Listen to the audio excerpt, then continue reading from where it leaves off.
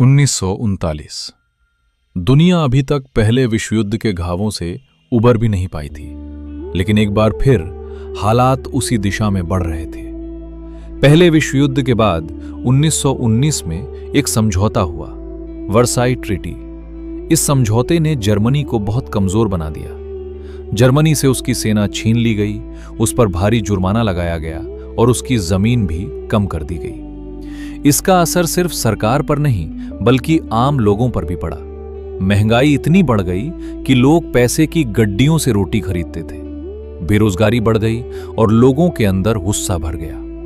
और इसी गुस्से और निराशा के बीच एक नेता उभरकर सामने आया, एडोल्फ हिटलर। हिटलर ने लोगों से वादा किया कि वो जर्मनी को फिर से ताकतवर बनाएगा। उसने कहा कि वर्साई ट्रीटी अन्यायपूर्ण है और उसे खत्म किया जाना चाहिए। धीरे धीरे लोगों का भरोसा उस पर बढ़ने लगा। 1933 में हिटलर जर्मनी का चांसलर बन गया, लेकिन उसके बाद जर्मनी में बहुत कुछ बदलने लगा।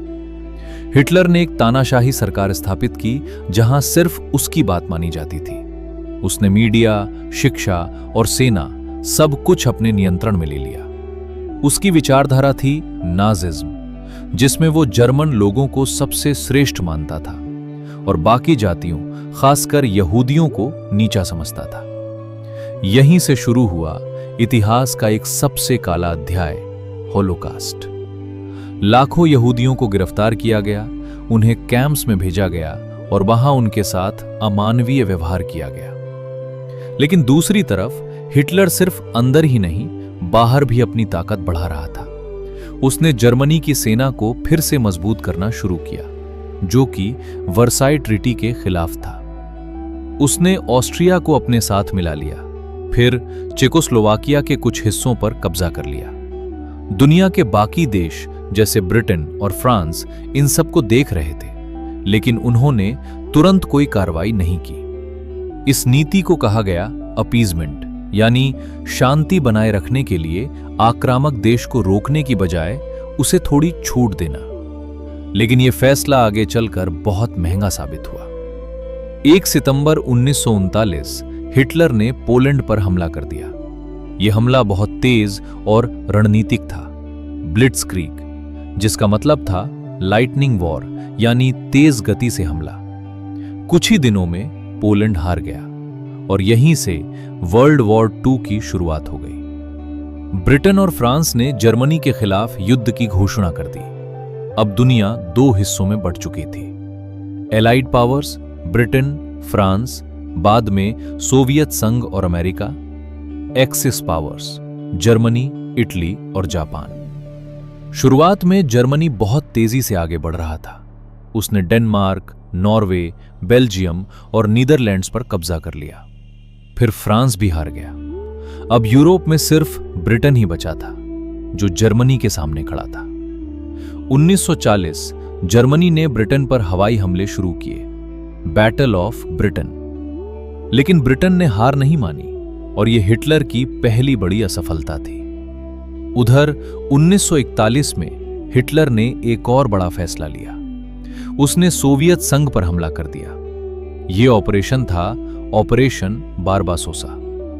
शुरुआत में जर्मनी को सफलता मिली, लेकिन रूस की ठंड और लंबा युद्ध जर्मनी पर भारी पड़ने लगा। इसी बीच दुनिया के दूसरे हिस्से में भी हालात बिगड़ रहे थे। जापान, जो एशिया में अपनी ताकत बढ़ाना चाहता था, वो पहले से ही चीन के खिलाफ युद्ध लड़ रहा था। लेकिन 7 दिसंबर 1941 जापान ने अमेरिका के पर्ल हार्बर पर हमला कर दिया। यह हमला अचानक था और बहुत विनाशकारी, और इसके बाद अमेरिका भी युद्ध में शामिल हो गया। अब यह सच में एक विश्व युद्ध बन चुका था। अब एलाइड पावर्स को एक बड़ी ताकत मिल चुकी थी, यूएसए। 1942 से 1943 के बीच युद्ध का रुख बदलने लगा। सोवियत संघ ने स्टालिनग्राद की लड़ाई में जर्मनी को रोक दिया। ये एक टर्निंग पॉइंट था। उधर अफ्रीका में भी जर्मनी और इटली को हार मिलने लगी। 1944 एलाइड फोर्सेस ने एक बड़ा कदम उठाया, डी डे।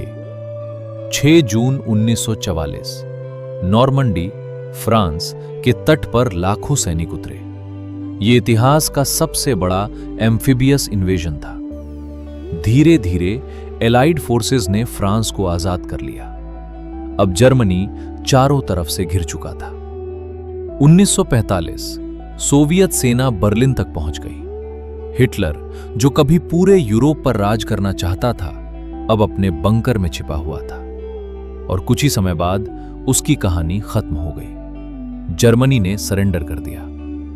यूरोप में युद्ध खत्म हो गया, लेकिन एशिया में जापान अभी भी लड़ रहा था। तब अमेरिका ने एक ऐसा फैसला लिया जो आज तक बहस का विषय है। 6 अगस्त 1945 हिरोशिमा पर परमाणु बम गिराया गया। 9 अगस्त नागासाकी। कुछ ही सेकंड में लाखों लोग प्रभावित हुए और आखिरकार जापान ने भी सरेंडर कर दिया।